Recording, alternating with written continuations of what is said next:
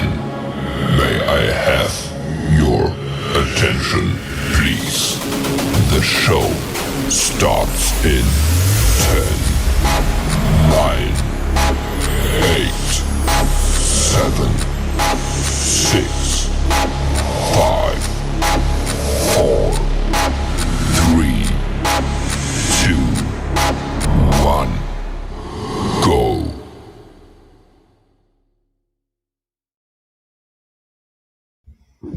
Hey everybody, and welcome back to the Crypto Night Show. Your host Superman in the house for another day in crypto paradise. And of course, we're on a big pullback at the moment. Has the bottom in? Has crypto bottom? We're going to talk about that a little bit. So I hope you guys enjoy it.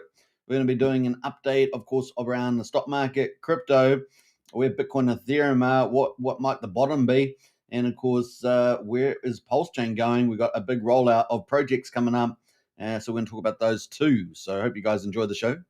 And I just think at the moment, I think the price is just fantastic to pick up right now. Just fantastic. So I hope you guys enjoy it. Remember, we're a family show, so enjoy. Before you get in there, folks, share the show on X. That's the link right there. Take a moment to hit the repost button. That helps a lot as well as you come in. Let's see where we're going from here. We've got Chili in the house. Yes, bro. Looking good. Welcome to the chat there as well. All right, so let's get on to it without further ado, and let's see how the stock market kicked into gear for Friday's results, the end of the week. So let's check that out. All right, let's go over to the numbers, and we can see at the moment we got the S&P 500. It jumped on rate cut hope, so we're back, back and forth with this rate cuts. Obviously, we had quite a few down days on the rate cuts expectations, but now there is a bit of life back into it. And the video, of course, reprieve was short-lived as well. So let's have a look at that. So Dow Jones at the moment was up 1.08%. So a really good day on the Dow Jones, up 493 points to 46,245. Remember, the Dow Jones has got 30 of the top industrial firms in the United States in it. That is the play. Let's have a look at the weekly chart on that quickly. We can see actually that the Dow Jones is finished a week lower, but it is up today, up on the Friday, but of course down from about 47,000. So that's still down, maybe probably 800 points or so, still down from the beginning of the week. So still quite a correction there. The S&P 500 is at 6,600, and that is up almost 1%, 64 points at 6,600 there. And of course, that is down also from the beginning of the week. We were up around 67.45. So we're down about 140 points or so, 140 points on there. The NASDAQ is up at almost 0.9%, 195 points, 20,273. That's got all the tech companies in it. And that is also down pretty dramatically still from the beginning of the week. So we're up at, 23,044. So we're still down about, almost 800 points on that as well. So that's kind of where we are. So Good Friday, but down for the week. So that contraction is booked in. It's booked in. We got the US dollar though is still sitting around 100. So still strengthened a little bit there over the last couple of days. And let's have a look at the commodities. West Texas is down 1.6% at $57.73. Brent oil is down 1.5%, 92 cents to $60.46. So that is going really well. As you guys know, there's two things you want to deal with when you're dealing with the economy. One is energy. The other one is interest rates, right? So you want to deal with the money supply, and those are the two things that Trump is trying to deal with. Obviously, he doesn't control the monetary supply with the Fed, but he does have a few levers there that he can move. At the moment, we've got the gold price at the moment is at $4,062, and silver has broken the $50 mark at $49.66. So that's down 1.25 percentage points there. All right, so that is where we are on the gold and silver and the commodities. But we did get a little bit of good news around the Fed. So we're going to jump past NVIDIA because, we already know that NVIDIA is going to be a pretty bullish story moving forward. That was good results we had from them so far, and the forecast is looking juicy. So sentiment received a boost on Friday. And of course, this is one of the big things. So I've been talking about four things, right? The first thing was a shutdown. Well, that got done with over 43 days. That will probably have some minor impact, I would argue, in the scheme of things relative to GDP. but that was good news. That came back online. But the other thing, of course, is the emergency tariffs with the Supreme Court. We'll wait question mark over that. And then, of course, we've got the NVIDIA numbers. They came out really fantastic. That keeps the whole AI theme moving forward. And then, of course, we've finally got the interest rate cuts on the 10th of December. So those four things kind of what we've been following. And so the interest rates is very important. They're coming up on the 10th of December. So sentiment received a boost Friday after Williams said in a speech at the Central Bank of Chile, the Centennial Conference, that he sees room for further adjustment in the near term to target range for the federal funds. Remember, the federal funds is around 4% on the federal funds rate. Inflation's around about 3%, so there's a one percentage point difference there. And typically a good rule of thumb is to get it close to 1-to-1. So I think we've got a bit of further to go. And often what we've seen from the Fed is that they move too late and then too fast, and then they also cut the same way. So we're getting a bit of a split, I think, in the Federal Reserve. This split will hopefully build momentum towards a rate cut. So that will also be data dependent as well. But we'll see how the inflation data goes. We already saw the job data already a little bit stronger than expected. So, but that's going to come from the golden age of America from Trump as it ramps into 26 and 27, right? All that investment pays off pretty soon. So, he noted that the downside risks to employment have increased. So the downside risks to employment have increased, while the upside risks to inflation have lessened. So that's kind of good news. Williams described the current monetary policy as modestly restrictive and indicated a desire to move the policy stance closer to a range of neutral. Following Williams' comments, traders boosted the odds of the December rate cut to nearly 70%. Can you believe it? Up from 29% a day earlier, that low. These comments partly allayed concerns exacerbated by stronger than expected job growth in September,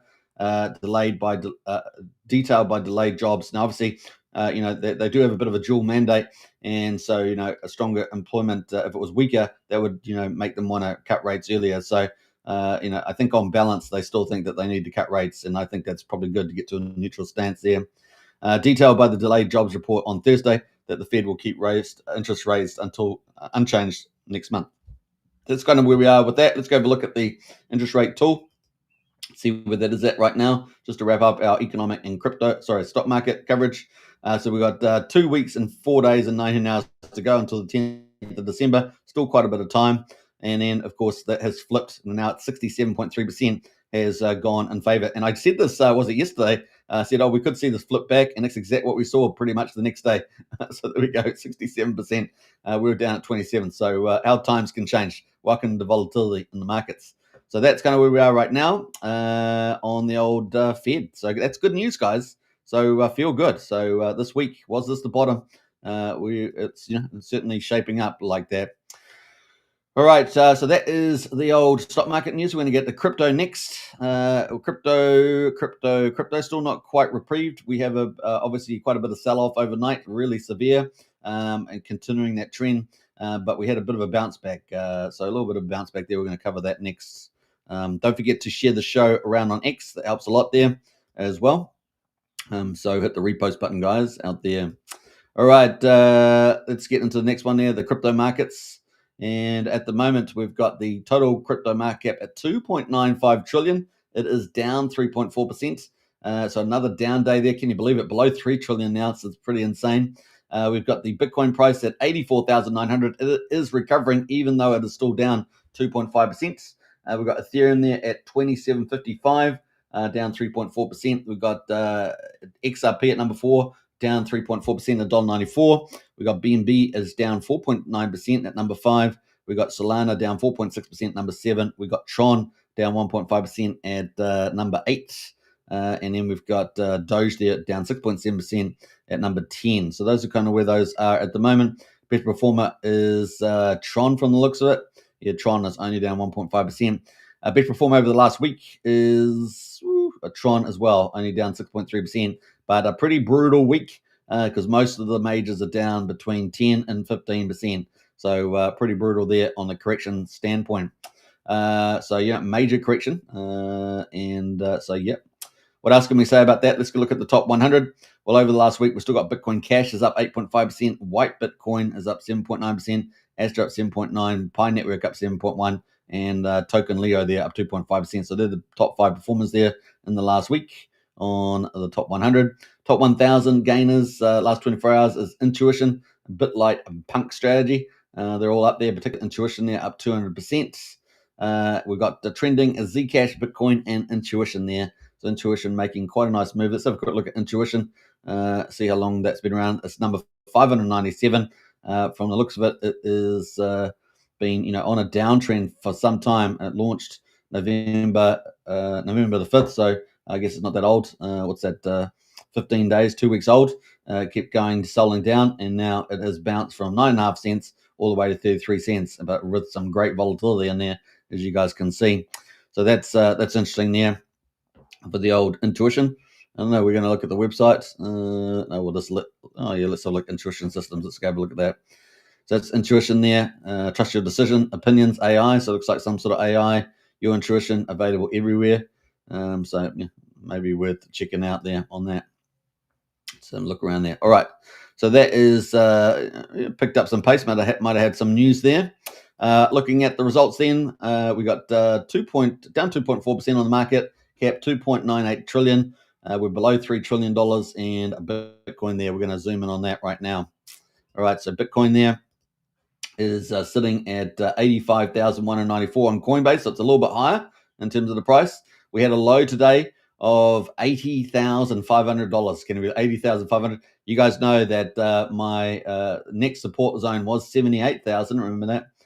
So 78, but we did hit 80,000. Now it's not inevitable that we'll hit 78 because we don't have a lot of structure up here because we were breaking record highs. But we did have some structure around 78K on the horizontal in terms of previous peaks and support. So that is kind of where we are right now. You can see where we were back here in April. We're kind of back in that same zone again. So we wiped out pretty much everything since April. Don't you love that when you think about it like that? It's pretty annoying, right? But there we are at 85K. So that is the play. We have got a death cross playing out, of course. Is this the end of the death cross, or we've got another day? We're going to go down to that 80K and then make one more go at 78 before we bounce. We will find out in due course. But we did have good news around those interest rates expectations. Those have flipped. That may be one of the things that makes us keep going up from here. So that's kind of the play. Let's jump over to the Bitcoin performance so far. We're at 22.3% at the moment. Let me just refresh this, make sure it's up the latest and greatest, but about 22.3%. And yeah, 22.3% negative this month. To completely the opposite of scenario that we might have thought we were going to get. And then, of course, December, will that be green? Will that be green?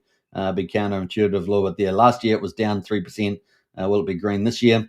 And, of course, then January. Will January be a bit green? Now, we know that it's pretty dead quiet between Christmas holidays or during the Christmas holidays and through the 10th when people come back from the holidays. And so that's kind of where we are. And so February there is pretty green, and so is March. So let's see if we can ramp out a December, January, February, March on the old green ice cream, let's say. So that's going to play there on that. Ethereum at the moment, it bottomed down at $2,620. Remember that number, $2,620. And we are currently at $2,764 or $2,764. That's where we are right now. So let's see. We're obviously coming up to a death cross. We're not there like Bitcoin, but we're coming up to one. And we're back at the top of the zone where we had quite a consolidation. And so let's see where we head from here. But we're probably in pretty good space there. So yeah, that is kind of a midpoint's 2,500. So remember that number too.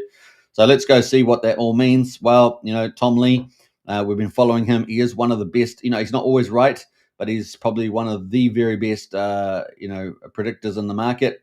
And of course, he's one of the few stock market guys that really has been in crypto early. I think like 2012, 13, somewhere in that ballpark, 2013. And so he really knows his stuff, right? Very, very good. He has a very smart team behind him as well. That's why we keep track of what he's saying, because he's got that perfect combo and pretty good track record on the most part. Tom Lee, Ethereum's next move may surprise the market. Ethereum bottoms at 2,500. And the recovery back to all-time highs will be faster than the decline. So that's from Tom Lee there. And we've, like we saw today, we hit 2,600. Is that pretty much the close to it, or we're going to wick down and get to this 25 and then bounce? So far, we're pretty close to that. and this week, probably going to be the close there, and we'll see what happens in the weekend, but could get quite a nice move on the back of those interest rates moving forward. Market sentiment is shaky, and we knew that Tom Lee originally knew that the first half of November was going to be volatile, and then the second half could give us the upside. However, he modified that, of course, with the fact that there was a system glitch, as he calls it, and the big market makers, at least one of them probably got shaken out and didn't get insurance cover, right? So that all played out, and so here we are waiting to recover, and that could take up to 6 weeks, he said, and we're already about 4.5 weeks or so through that 6 weeks. So that dampens down his original expectation around the November rise. And of course, that is off the back of the 10th of October when we had the liquidity crash, right? So all that had a much bigger fallout than people expected. And this is where we are right now. He didn't want to name names, which is probably wise. So that's the way it goes.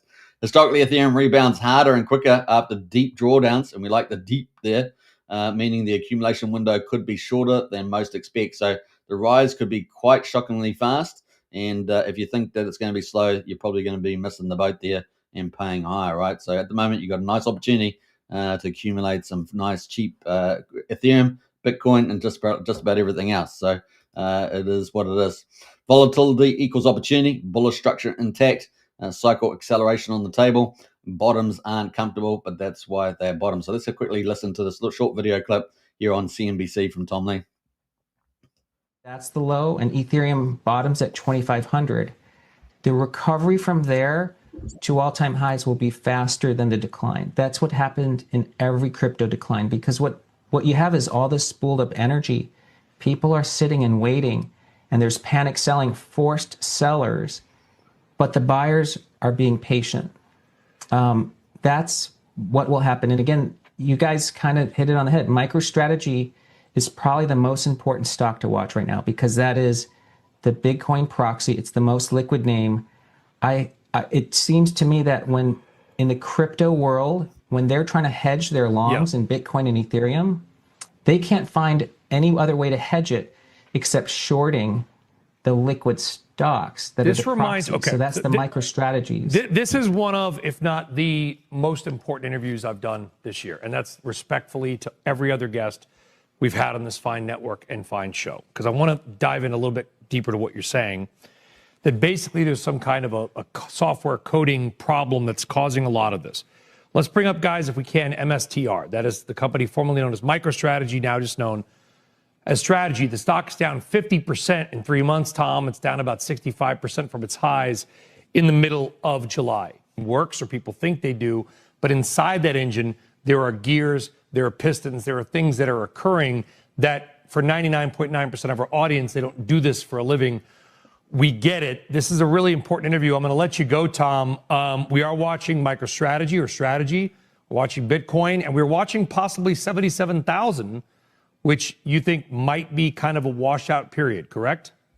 Yeah, that's right. Tom DeMark, who is an advisor to BitMine, very well known to me, really giving us a lot of insights. Yeah, he's watching that. Actually, MicroStrategy at this level here probably is when you want to ratchet into the longs, and Bitcoin maybe just a few $1,000s lower. So we might be at a bottom for Strategy. Yeah. All right, so that was a couple of insights there from Tom Lee around where Bitcoin and Ethereum are at, and it looks pretty close to the bottom is in there, and of course we had pretty positive news there, so pretty cool on that. Let's jump away to the PulseChain news, which we're going to talk about. So we'll jump back there, and let's see where we're going from here. All right, so we've got PulseChain on right now, and it's day 900. Can you believe it? 924. So let's go to that, 924. And we got Pulse at the moment at 0.0182. It is down 1.8%, 18% of the main sacrifice price, and well below, what's that, 60% below the whale price, 4,100. So, pretty dramatic. PulseX at right now, 0.0115 is down 1% almost, and that is at 11.5%. Can you believe it? Of the main sacrifice price, just pretty insane. And of course, we've got the that also has the similar whale price, same whale price, and the buy and burn at the moment is at 8.15%. So it's just slowly creeping up there in the background. Ink token at the moment, 76 cents, is down 3%. And we got Hex at the moment at 39 hundredths of a penny. That is pretty flat, just up slightly. And then we got EHEX at 11 hundredths of a penny, and that was actually down at 1/10 of a penny as well. So the combined price of EHEX and PX is at half a cent right now, which is slightly up from yesterday because EHEX is up slightly. But wow, what a bargain to pick up the old PulseChain assets. DCA is the way we would say it. The other thing, of course, is that the ProveX sacrifice, which we're going to give an update later on for, is actually the 2nd of October. We're going to be interesting to see whether that is a down day for PulseChain for latecomers that want to get in for the base rate. So that's what we're reasonably expecting.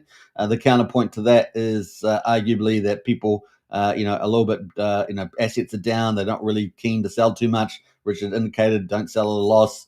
And of course, maybe there's a bit of exhaustion here. So we shall see. We do have, of course, the big sacrifice pools like Bunker Mentals, and of course some bad ones out there too. That all the other ones are pretty bad. So I'm not really talking about those. But yeah, so we've got those going on, and they also encourage or give an avenue for people to get the whale X's on there.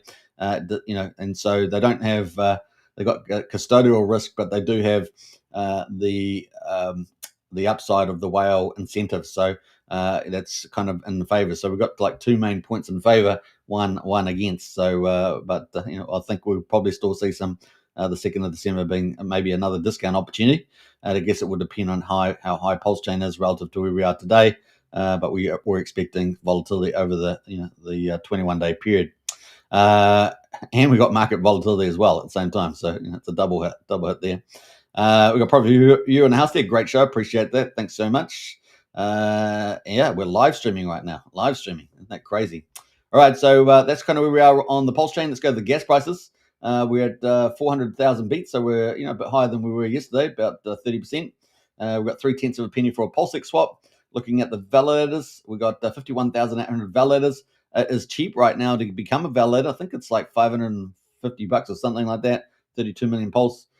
So yeah, it is a crazy good time to pick up a validator if you want to become a solid validator. There are lots of products and offerings on PulseChain to delegate your pulse into existing validators and things like that. So there's lots of opportunities on the PulseChain to earn that passive income and just wait out the time, earn the yield, and wait out for the price recovery. That's it. Bridge at the moment is at $80.81 million. So we're definitely on the low side there. Let's jump over to the other bridge update here on the where's that bridge share? Let's go to bridge stats. So we can see, let's see where we're on this one. I'm going to go to daily inflow. So we're down 100,000 today. I think yesterday we're actually up slightly. Yesterday, I think maybe 250,000 or something. We're down 100,000. Now this is delayed, so we won't get today's data for another hour, I think, or maybe not even that close, is it? Maybe another quarter of an hour, is it? 5 minutes, might be even 5 minutes away. Might even be 5 minutes away that we get an update on here. But anyway, it's down for 100,000 for yesterday. We'll see what today's data comes in, which I think maybe only 5 minutes away. So maybe we might keep that up and see whether that comes true. Let's go to the total market there. Volume is 14 million. So 14 million at the moment over on the PulseChain is the volume there. So it's a bit better than what we have had in the last couple of days. Weekdays, it's been like weekend values at about 12.5 million. So we're at 14 million. So that's a nice just a little lift up there. And we've got more green candles, which is kind of positive too. 406,000 transactions. So that's a little bit higher than yesterday too. I think we were sitting about 380 or something. So it's kind of cool. The top app performers in the trends, we go through the trending here. So I'm not endorsing any particular token. Remember that. You must do your own due diligence. And I cover that top 100 as much as I can, which is the funny part. Because occasionally I'll get a comment. I know they're trying to mean well, but occasionally I'll get a comment that says, why don't you cover this? Why don't you cover that? Why don't you cover that? Well, I'm the only large PulseChain influencer that does daily shows on both counts that actually covers the markets every day. So it is what it is. we'll get to it. We'll get to that project at some stage. Sometimes we talk about projects all the time. Now, I do tend to talk about utility projects more because we are looking for investable projects, right? And we're looking for behavior, because there's very little DeFi. I make this point several times. Very little DeFi that's true DeFi. There's always a personality involved, right? And sometimes projects aren't as good as the personality, and we find out sooner or later whether that's true or not, right? So sometimes you got to give a little bit of a rope or a little bit of a string to let it out and see whether it holds tight, so to speak.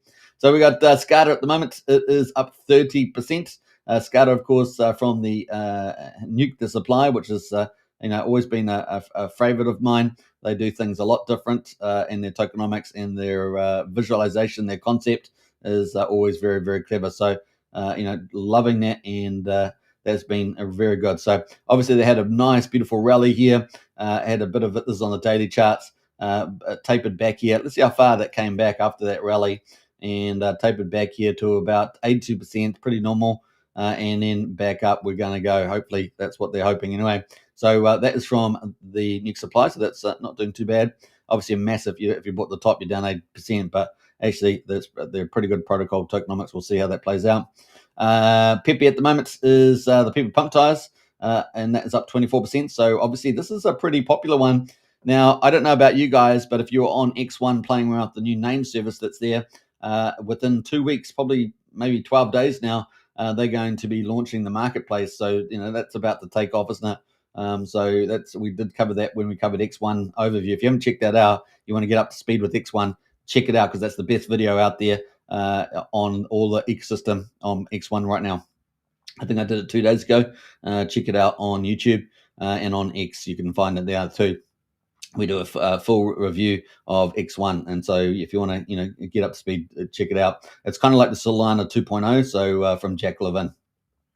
But at the moment, we got Pepe. Pepe was one of the names that got picked up pretty quickly in the old name service there on over X1. I thought that was kind of hilarious, and it was pretty much a race for everyone to get all the popular crypto names, rare names, like 1 to 9, because there's one that always costs more.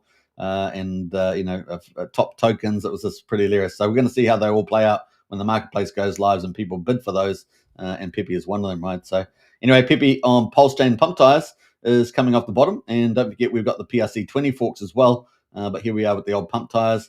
And it's a nice little bounce back there from, I guess, the bottom there, or at least the local bottom. Funny enough, we came back into this resistance area that we had on the 6th of May. And that's kind of where we end up getting a bounce from here, if this continues, if that is the bottom, indeed the bottom. All right, so we've got Peahen as well. Peahen's been performing pretty well the last sort of 24 hours. It's up 24%. Let's have a zoom in on that. It is tied to Peacock, and it bounced up pretty nicely on the day. Yeah, so the last 24 hours. So, yeah, obviously came down quite dramatically, but is bounced off 000, 20, 100, now 2600 there. We'll keep a lookout for this one. Keep a lookout for that. DFC at the moment, it's been around for 3 months, up 23% on this pair.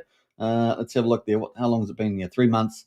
And let's have a look at the daily here. I don't know why it defaulted to the hourly there, but that's coming off the local bottom as well. A lot of these all look pretty similar. Obviously, the market's been going down, PulseChain's been going down, and they're all looking to try and bounce, right? There's this itching the bounce, inching the bounce there on the old PulseChain assets.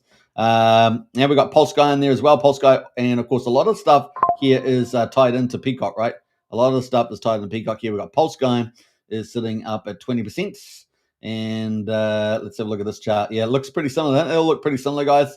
This is US dollars, right? So we're not looking at the pulse ratio, which is really the one you want to look at. If you're not looking at pulse, you want to look at the pulse ratio all the time. But we're just having a look at the US dollars right now, and we're at 0.00146 there. But if we did switch over to pulse, that's going to give us a big view. Yeah, a nice little pump there on the pulse ratio. So you're earning more pulse really in the protocol for pulse guys there. All right, so that's also tied in the Peacock. We've got Sparta. Now, Sparta has been down quite a bit. So let's have a quick look at that. Hexus, of course, is down, around the lows. And so, yeah, we've got a little bounce back in the old Sparta there at 1.6 cents, at 2 cents there. Now, I don't know how much Hex they've got actually in their treasury. Last time I read it, it didn't read as big as I thought. So let's go quickly check it. So it looks like their treasury's got 8.5 million. I'm presuming that is. I'm not sure what's that breakdown. Is that Hex? Treasury 8.5 million Hex, or was that 8.5 million Sparta? I'm not quite sure what's going on there. We had 2 billion tokens. Gathering it's all Sparta supply. So 15.8 million in the LP burned is almost 1.9 billion. That's pretty amazing. Treasury's got a little bit in it, and 107 million circulating. So it's still not quite 10%. What's it, about 6.5% or something like that of the circulating supply? And that looks like US dollars 93,000 total in the treasury. So that looks pretty good. It's got a lot of other tokens in it, and it's got $8,500 of X in there. So it's not that much affected by a lot of these other tokens are really adding up most of the treasury there. So I guess it's decoupled. That's what I'm trying to get to. Is it a bit decoupled from Hex now?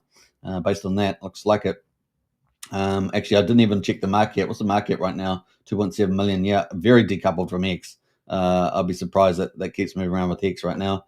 Now we got Peacock is up 8%. Now we're going to be talking about Peacock and LibertySwap, and that is the hourly chart there. Had a bit of a battle overnight, and got pumped up and then got sold down and then pumped back up again. Now is up at 8,500 with I guess a little bit of pulse there. The pulse ratio there, yeah, moving back up. Look at that battle going on up here. So it gets pushed up and then by the market maker, wink, wink, and then it gets pushed down by a seller from the looks of it, and then it gets pushed back up again. So now back at 468 pulse per Peacock right now. So that is the old Peacock. Let's quickly go and have a look at LibertySwap. Now, LibertySwap, of course, is changing the game on PulseChain, and we're very excited about it. What we want to see is strong leadership, actions that follow words, a great roadmap, and execution, right? And then, of course, the value add. That's kind of the pipeline. And that's the team, apart from dropping the ball once, in my view, they have picked the ball up and ran with it very, very well. And so, yeah, it's looking pretty good. So let's go through a couple of these things. Of course, their roadmap is coming up. They're coming up with something mega huge for PulseChain on the 30th of November. So we're ticking away less than 10 days. What's that? 9 days from now, so maybe even getting closer there. So that is a Railgun is coming. Now they're doing more than just Railgun though. They're going to be doing a Railgun wallet, and of course connecting into Tornado Cash as well. This is a game changer, and it will open up lots of different possibilities. In particular, could be a route for the OA to sneak in and pump coins, right? So it's going to be pretty awesome. And this could be the holy grail of what everyone's been waiting for. And it will probably get used more on PulseChain than elsewhere for various reasons. So excited about where this will go. And of course, you remember LibertySwap is also a dominant bridge activity. Does a lot of the activity of bridging on PulseChain now. So 6 hours ago, potential income for Peacock. So they're continually adding more money ideas. And of course, income for Peacock here, they're going to use a TWAP strategy, a total weighted average price strategy, and they're going to spread buys and sells over multiple buys and sells through the price to average it out. So they're doing it themselves. You can sort of see they got a TWAP price, so they got one buy order, but they split into 4 buy orders at different prices, and they get a time weighted average price there, and they're going to be bringing that out for everybody else. So it looks pretty cool. So keep a look out for that. I thought that was kind of neat. Constantly innovating there. So much cheap coins. Now, obviously, they've bridged over a lot of USDC and Ethereum, and they'll be snapping up a lot of this cheap pulse. And this is super. This is like a dream come true for LibertySwap. Now, they do have to absorb the short-term volatility on the downside, but the opportunity to grab so much pulse and stuff like this price is just insane. And so, from that point of view, they'll be very happy about that. Keep it simple: buy back, hold, and expand. And away they go. So which coin cannot be liquidated, stays strong, stays resilient, and will be here forever. Pulse and ETH and the Peacock war chest are growing fast, and that's really what I'm alluding to there. Their treasury is getting big too, and every bit of it is for the future of Peacock. So Ethereum and Pulse bags are growing. Peacock is in good hands, and that's very, very exciting there. And of course, representing, Peacock's really representing their value that they're adding to the Pulse chain. So it's kind of cool. All right, so some cool stuff happening there. Let's scroll up a little bit there. What are we talking about? This might arrive sooner than we expected. Our buyback wallet for the PulseChain Peacock strategy already runs on a TWAP model with randomized orders across a set price range and flexible timing, and we've seen it operate a few times. So it's functioning well. We can explore offering the same mechanism for users. So pretty cool. And there's a buyback wallet there that they talk about using. on that one. I think that was it. Yeah, so we're going to scroll up the top here. So Peacock on the move there. It is funny to look back at 2020 when everyone was convinced Ethereum 2.0 was finally arriving. Price still dropped under $100, and Crypto Haze was calling it a 2-digit crap coin. A colleague told me it cost around $3,200 to run a validator, and we all agreed it was an amazing chance. The truth is, our team had almost nothing left after a long bear market and months of exhaustion, so we could not buy a lot. The best buys always appear when most people have no money or strength left in them. Now, obviously, we had the AA lobby running when at the beginning there, of course, the COVID in the January, late January, February period, of course, dropped the market out. And Ethereum went down, what it was at $92 or $89, something, I can't remember, in that ballpark. That was for Ethereum. And of course, what do we see go through the AA lobby from about the 3rd of December 2019? Somewhere Richard indicates something like 1 million Ethereum. So we do know we had 21,000 ETH going day one. And so, yeah, I mean, how much Ethereum is Richard Hart holding, we were excited about the 171,000 ETH that he was holding from the DAI swaps from the Pulse and PulseX sacrifice. But of course, Ethereum was so much cheaper back in 2019, early 2020. Was it close to 1 million ETH that he got through the AA lobby? Now, we know there's a lot of recycling going on, but man, that's insane. Is Richard really holding that much Ethereum? OMG. It is crazy. And let's not forget that he was Ethereum mining in 2016 and he was Bitcoin mining in March 2011. It's insane how much crypto is Richard Hart actually holding. It'd be pretty neat to know, wouldn't it? Pretty neat to know. Now, those are some of the indicative, time frames and numbers. But some people have been talking about how he's a multi-billionaire in terms of assets controlled. It's pretty insane where that all might go, right? Now, obviously, he could have been doing LP funding and everything else as well. There's lots of things that Richard Hart must have been up to over this time and accumulating more of the good stuff. So it's going to be fun to see. Has he been some of these big OG Satoshi wallets that have been moving in the last couple of months? Of course, coming up to this 100K mark, it's a time when a lot of those wallets started to take some profits as well. So yeah, it's a lot of what ifs, but man, it is crazy. Pretty interesting there. What else we got going there? So let's just scroll up a little bit here. We're going to scroll up there. Now, there was a new update here around the ACH for people to bridge over to PulseChain via LibertySwap. But that's kind of where we are. So where we're at the moment, we're up to, Railgun coming the 30th there. PulseChain bridge goes live for privacy enables transfers. This is mega big, and it's going to be even bigger than that, right? So it's going to be even bigger than that with the Railgun wallet. So I think that's pretty awesome. I think we had a little update here from Dirty Crypto about that. So we might go and find that. Dirty Crypto, is it? Let's see if I can find it. I think he had an update. I think it was him or Decentralized Me. I can't remember which one. I think it might have been this one possibly. Yeah, LibertySwap mentions new wallet alongside Railgun, November the 30th. Before anyone knew what Railgun was, I predicted that we'd get Railgun wallet. This is some of the little comments that someone was asking. Sarah, new wallet. Yes, the Railgun wallet supports Railgun addresses. Is Railgun launch hard fixed to the 30th? It's essentially going to be around that time. And of course, we need to coordinate a new UI, the new wallet that supports Railgun addresses, contract with expensive gas, and double check every step as possible. So this is going to be a real game changer. We also saw, of course, obviously we've got Internet Money. They have covered a new milestone, and we're going to quickly talk about that while I'm here. But Internet Money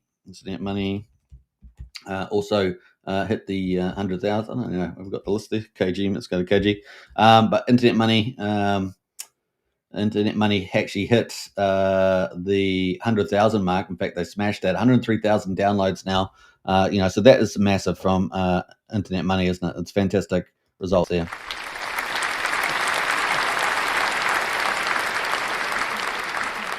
So, we're expecting that to continue to grow, but of course, we need more wallets. We need some good wallets at the moment. People are still using Rabby with custom RPCs. You don't have all the token values and symbols and everything on it. People are still, using Internet Money, of course, as we just talked about. That's kind of the main first dedicated wallet. There is other Rabbit, another Rabbit wallet fork out there. Of course, it's a little, I don't know. I tried it. It doesn't quite up to scratch, but that's out there too. And now we're going to have this railgun wallet from LibertySwap. I mean, it's pretty awesome, guys. That's going to be cool. But not only that, we've also got Ramp Now. Ramp Now is reached out to the community, and they are now talking about also doing a wallet as well. So this was an area of concern, around usability in the old PulseChain. And so it is very exciting, guys. The message is clear. PulseChain needs a proper wallet. Now, obviously, we already have internet money. They probably had overlooked that a little bit. But we do need something that moves faster. The UI is pretty robust on internet money, and I know they're improving it. But the Rabby wallet experience is pretty fast and pretty sleek. So we do need something a bit more like that. Even though with the other fork there, we need to have all the symbols and the US values. We need to have easily swappable and all sorts of stuff, bridging inside, all that sort of stuff would be really neat. Have it all in one. We decided to ship one open source, non-custodial PulseChain first, and integrated with Ramp Now, so integrated with the bridge. Very cool. Give us 10 to 12 weeks. The community energy made this possible to ignore. So that is huge news. I'm going to repost that. Exciting, and covered on a live show. All right, so kind of cool. And so that's pretty cool stuff happening there. And we're looking forward to Ramp Now doing that. So obviously Ramp Now was one of the early movers this year to add significant bridge and capital that flowed over from Ramp Now. And that was super exciting. And then, of course, then we ended up getting, LibertySwap and then Hyperlane. So it's been a fantastic year for PulseChain. I know the market prices are down, but actually, the infrastructure rollout on PulseChain this year has been fantastic. And it's only getting better. There's more stuff coming, and that's what we're talking about here. So we've now got another wallet coming down the pipeline. 2 wallets are coming down the pipeline. Ramp Now, and of course, LibertySwap's Railgun wallet for privacy transactions, guys, which will be shielded. You guys are going to love it out there, because I know a lot of people say, how can I send this to this? I want to do it, privately. Well, now the solution is coming. It's going to be pretty awesome. Now, we already do have a ZK solution on PulseChain, but this is going to be next level, guys, next level. So look forward to it. It's going to be pretty cool. We have a mixer. You already have a mixer yet already, but this is going to be next level. So pretty cool. So mixer and privacy going to be good, guys. So that is Ramp Now, and Peacock there. Let's see what happens to Peacock over the time frame coming up over the next 2 to 6 weeks, because at the moment they're thickening out LP. They're building up their treasury reserves using all the funds from bridging and swapping and things, LPing efficiencies. And, of course, they're ramping up more products to roll out with Railgun. They make fees off that. It's going to be pretty awesome, guys. So let's see. Watch this juggernaut rise. Now, the other big thing we have, of course, coming up has been pretty exciting is the Vault from Fast Abdul. And I thought there was a really nice summary here, so I wanted to go through that. We know Fast Abdul's working on quite a few other projects as well. But this is quite the juggernaut liquidity fork here, breaking new ground as well. So Vault 369 key features, a PRC20 token on PulseChain, of course, was launched through Pumptires, and that is out there now. The foundation for Vault 369 protocol, liquidity style over collateralized lending platform. And we know there's kind of 3 basic models, right? For stable coins, one is fiat backed, which is like Coast, CSD. And of course, the other one is liquidity forks. We've got 4 of those. Now we've got the 5th one coming up with the Vault. We will be having a 6th one essentially with CoinWell coming up, which we're going to talk about as well next. So we're going to have essentially 6 liquidity forks on PulseChain. That's pretty exciting, and one of them at least is going to be probably the first multi-collateral that I'm aware of. So really exciting stuff on the old PulseChain. We got you're going to be able to mint VUSD. We're using as a USD pegged stablecoin against multiple collaterals. Pulse, VPulse, UPulse, and there'll be probably more coming in the pipeline there with zero interest. Now, we do know that LibertySwap and Vault have started just little conversations, I think. So we'll find out where that leads. Could lead to Peacock being a collateral. We'll see. I don't want to say anything, but it's just a logical kind of opportunity there. 50% of all fees. I guess you're going to have to say, how strong how much belief do you have in a particular project? It's kind of is it objective or subjective? You decide. 50% of all fees buy and burn the vaults. Pretty awesome. and deflationary pressure there, 50% reward stakers as well. Vault staking 3 to 12 month lock periods, and I like the fact they're bringing in locking, but like pop locking back in the day. You guys know how we roll, and yeah, it's pretty awesome. Proto Review says watching the show at the gym or listening at least. A nice one there, Proto Review. Keep up the good work out there. So yeah, we've got immutable core modular add-ons planned, new collaterals, RWA multi-chains. Those new collaterals may include, LibertySwap, we'll see. Future vision, deploy on multiple chains, which is kind of cool. I love the fact, we know the future is multi-chain world, right? We all know that, but it's the chain that gets to siphon out as much value from other chains that's key, right? Some chains are definitely liquidity chains. Obviously, Ethereum's one of those, and you want to siphon out as much capital through there as much as you can into your own chain. To beef your own bags, it's kind of like it is. We got future vision there. Deploy on multiple chains. Make Vault a scarce cross-chain commodity. Utility-driven fiat launch. No pre-mine there for Fast Abdul. So pretty cool. We're waiting for that to roll out. Apparently, it's going to be sooner than later. So there we go. That's Fast Abdul, and we're excited about multi-chain liquidity fork. Bring it on. We want PulseChain to be a powerhouse out there in the DeFi world, right? We've got to have the protocols to do it. So very cool there. Now, speaking of multi-chain and big opportunities, we've got CoinWell coming up. CoinWell here, of course, from Rakim Rochelle and Ms. Rochelle. Ms. Rochelle is going to be the CEO of Coinbound. That's going to control the whole product suite there, about 4 or 5 platforms. And yeah, we're excited about it. Now, they were going to potentially launch in early November from Triple Dad, but they obviously the market pulled back, so they probably delayed that. So we're probably looking at a December launch now. Hopefully, if the market recovers this week, like we potentially expect, that we can get it launching in early December. So we'll see. It's pretty wise to make sure you're launching at the right time in the market with the right sentiment. Right? You can't launch in a down market. That makes no sense. So that's what they're holding off for, no doubt. Presumably, they're all ready to go, right? All ready to go there. We did see a couple of weeks ago in the PulseChain Weekly Monster thread, the CoinWell team having some dinner. So they're strategizing, right? They're strategizing over dinner, eating some fine steak and having good laughs and so forth. So yeah, we're looking forward to the CoinWell there. Will it link into some of the things that Rakim Rochelle's teased about, which is, connections to Donald Trump Jr., potentially into their USD one ecosystem, potentially linking into Saudi money, linking into VC money, Rakim's client list that he had back in the PulseChain and PulseX sacrifice, right? We know Richard Hart used to talk about, at least 2-3 billionaire that he had met and knew that were buying up Hex at the time. So there's all these sort of background things. And of course, he's also teased about the White House and about the digital strategy and about NASDAQ. So which of these things might come to fruition? Because he wants CoinWell to be a success. He wants it to be a corporate offering on the blockchain. He's launching at the right time. We can't argue with that. We had the Genius Act come out. We've got the Clarity Act coming at the end of the year. We've got lots of crypto support. We're getting tax, potentially no tax on crypto as being put forward as well. There's lots of stuff happening in the space. The digital strategy team in the White House is going to bring out a lot of cool support, and we may see the White House start buying Bitcoin and altcoins as well. That could be coming soon too. So there's lots of cool things on the mix there. And if Rakim can get himself into any of that stuff I just listed, it's all bullish for his CoinWell. Yeah, very, very excited there. We're going to keep our eye out on that. But that's coming up potentially for December. So PulseChain's got some heavyweight stuff in the mix there. Now, we've got to remember that I cover a lot of projects, and some of them may not succeed, right? Some of them, it's just like a business. They say in the real world, not digital world, that 95% of businesses fail within 3 to 5 years, depending on who you're asking. And that's always true, right? It's not just easy to launch something. We see a lot of crypto projects get launched and they don't get supported properly.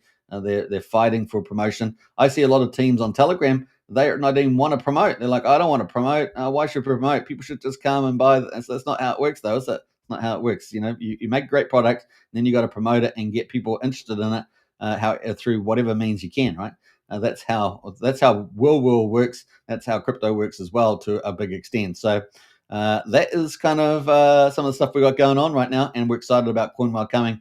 It is going to be multi-chain, but of course the low-hanging fruit is the old PulseChain there to kick it off. So exciting times. Let's keep a lookout for that. And so a big shout out to Rakim Michelle, Triple Dad, Joshua Wu is in the team there too. I even saw a Wild East J hanging out there as well. Not sure if she's got a role in there, but keep tabs on that.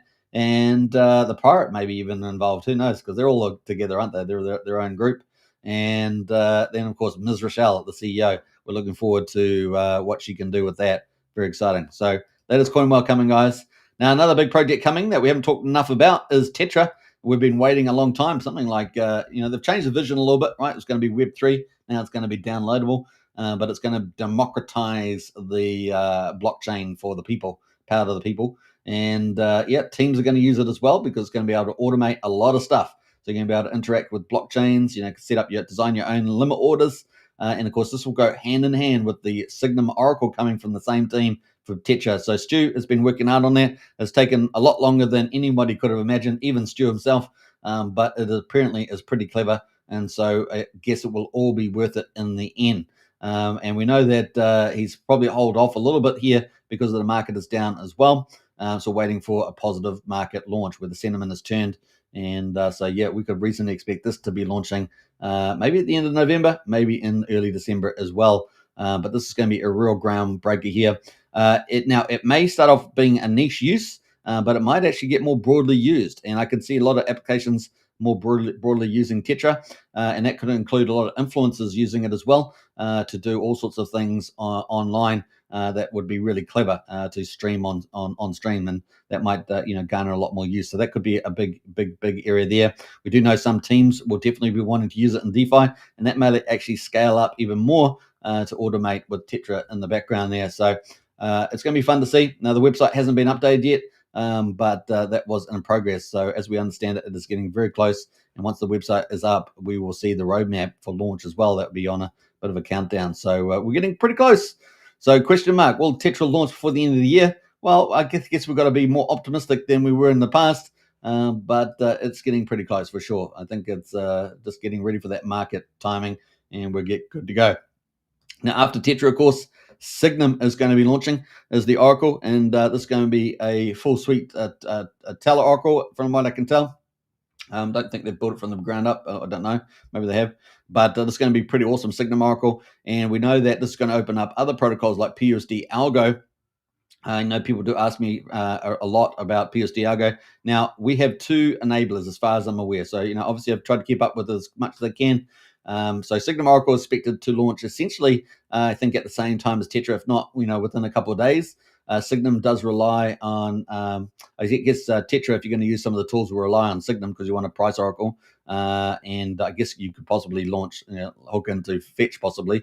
But you're going to be able to use that. And then Signum will rely on some of the Tetra UIs and things like that, or something like that. So that's kind of what we're expecting, that interrelationship. But this is a game changer. And for PUSD ALGO in particular, which will be probably the first user, maybe the first user, certainly a big user, is this is our third stablecoin model. You remember me talking earlier about Coast with the fiat model for stablecoin, the liquidity forks with the over collateralization model. Well, we're always looking for the holy grail, the third model, which is the decentralized stablecoin.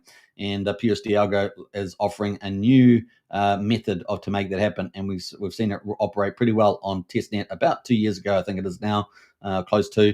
And so we're waiting. Now, what are the enablers for PUSD ALGO? Well, one is the Signum Oracle, and it looks like it's getting very close. Yay. And the second one is the collateral amount, right? So obviously ETH is down dramatically. That means the collateral is down. I think it's around about 173,000. You might have saw it earlier there on screen.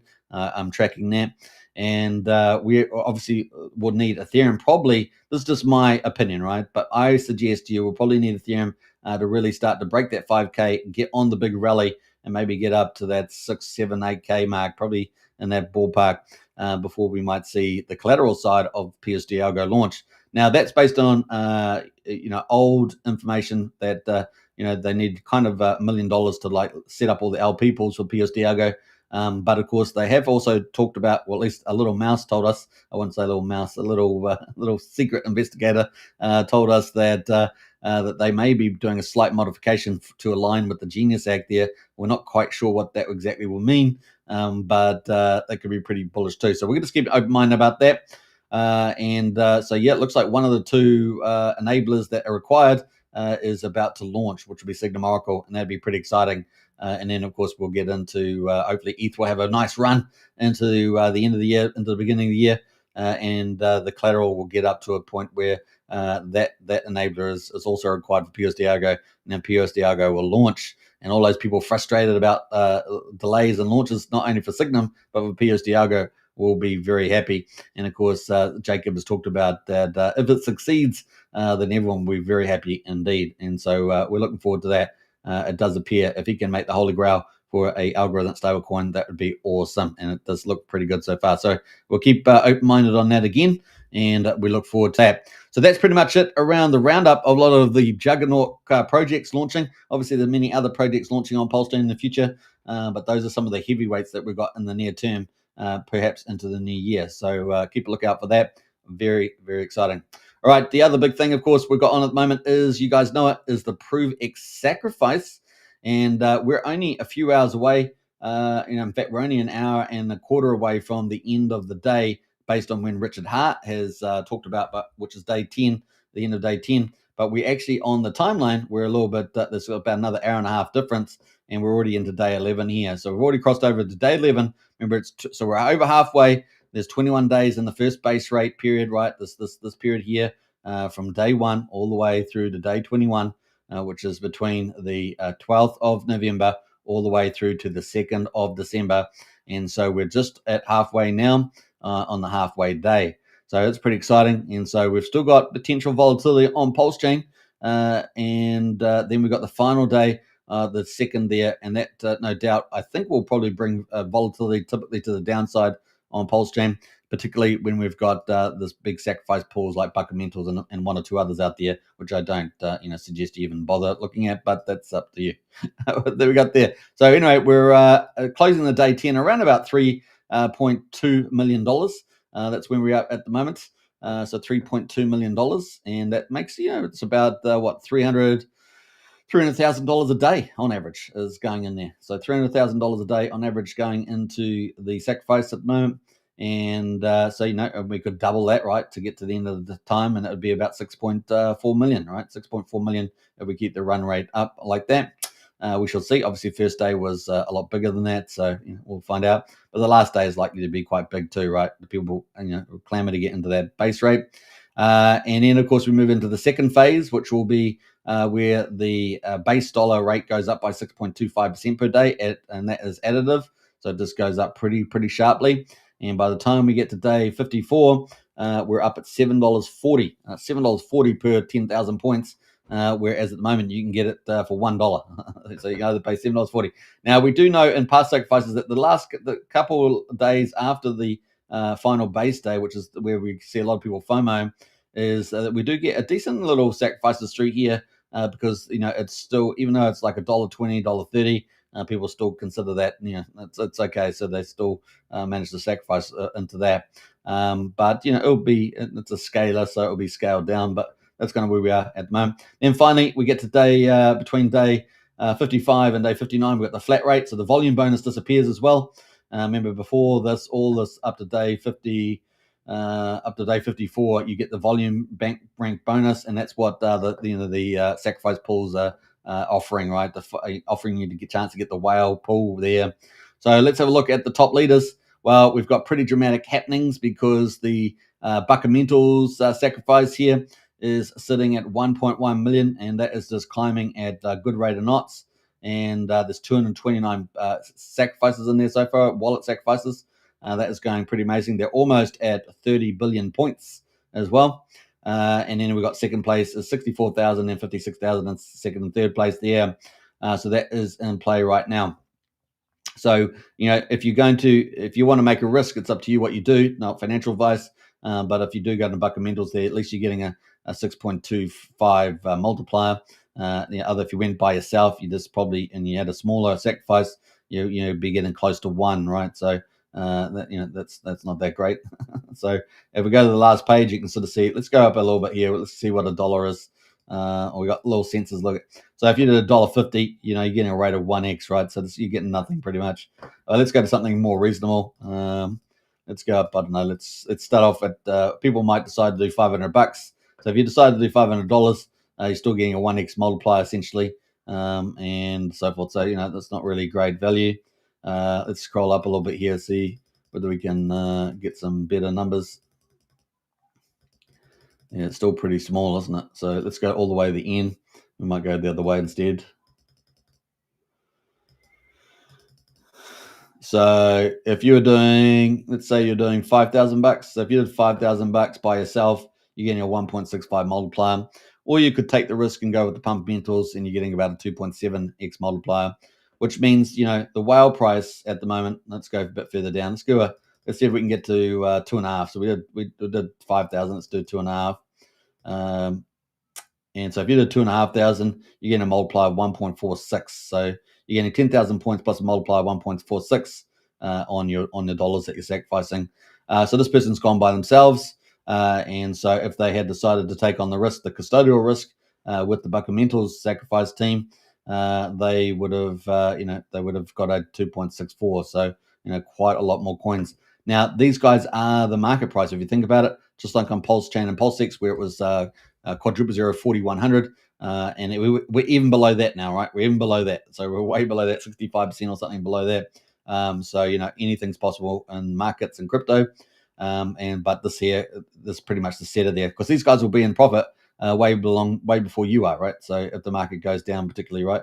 So if the market goes above their rate, then you're going to you're going to be competing with them. They're going to be up 150%, you'll be up 20%, and you go, well, I'm up 20%, going to take profits. Well, you better take it before they take 150, right? That's kind of the idea. Anyway, so that is pretty cool.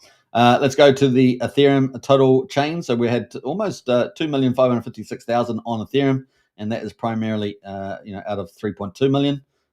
So the gap is being opened up on the PulseChain, and this is what I said about the 2nd of December, is that I still think it's more probable than not, by quite a bit, that we could have quite a volatile day on the 2nd, and possibly in the day leading up to that or so.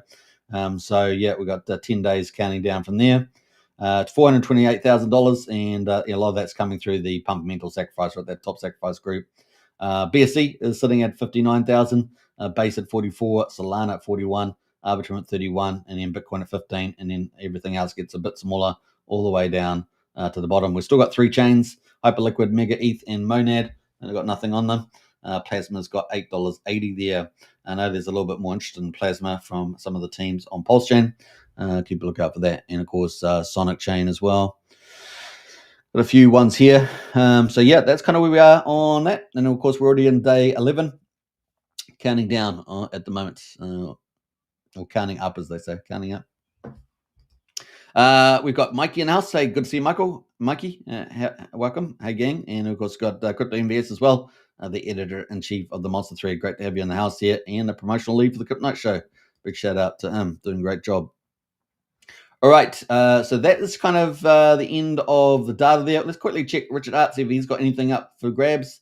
But that is the ProveX sacrifice right now. So we're just on halfway from the base rates. But of course, it's a 59-day sacrifice period. I don't know if I've got Richard Hart on the list here, actually, at the moment. Let's go check out Richard Hart, and let's see if he's got anything else to say. Yeah, so he's been making a few comments today. I don't know if we'll read through all of them, but they're definitely here. He's got a few things about the Bitcoin chart. What else has he got to say? He's got a few things here about, was it trading, I think? Trading. Be careful not to margin trade, and better off spot trading. So if you're holding spot, then you'll do well. So that's kind of the message there. What else we got there? When printing money to consumers, there's a few things about that. Take our gains from us, but they can never take our humor. What are you idiots following fake ProveX? So make sure you're not following the fake one. That is the real one. ProveX.com is the actual official ProveX one, not this one over here. Be careful out there.